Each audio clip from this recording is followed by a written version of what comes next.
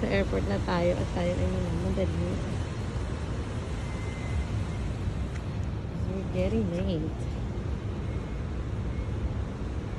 So, dahil sa hindi inaasang pangyayari, bago kami pumunta dito sa biyahe, meron kaming na-encounter na aksidente. So, na-traffic kami kahit madaling araw. Kaya naiwan kami ng Cebu Park. So sobrang sad kasi sayang yung pamasahe. Kung magre-rebook kami is 20,000 ang ticket. So, napakamahal. So, nag-decide kami na mag-book ng AirAsia. So, pupunta kami sa kabilang part ng airport kasi doon ang AirAsia. Dito kasi sa kabila is Cebu Park. So, magta-taxi na lang kami papunta sa kabila. Iniwan na namin yung sasakyan namin. Mag-taxi na lang tayo? Bakit? So, ayan, waiting galore kami sa airport. Sobrang tagal namin nag-antay. Grabe.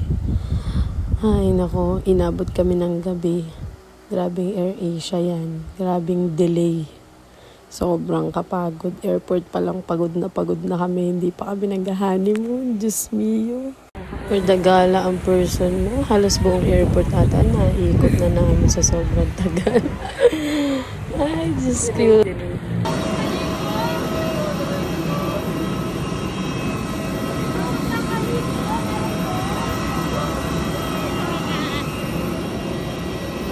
At sa wakas, eto na nga ang aeroplano ng AirAsia. Tubos ng energy namin buong araw sa airport. Ito na kami, Palawan. Diyos ko. We're going to Palawan na. Ayan. AirAsia yung nakuha namin kasi mas mura yung fare nila. Ang problema, sobrang delay ng flight nila. Akala nga namin hindi pa kami makakaalis ngayong gabi.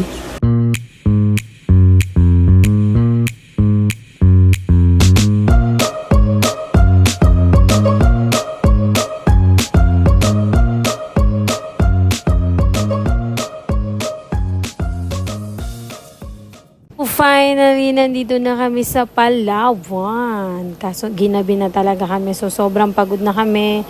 Nasayang na tong araw na to. So, ang magagawa na lang namin is matulog na lang talaga for another day tomorrow. So, tomorrow namin sisimulan ang aming adventure dito sa Palawan.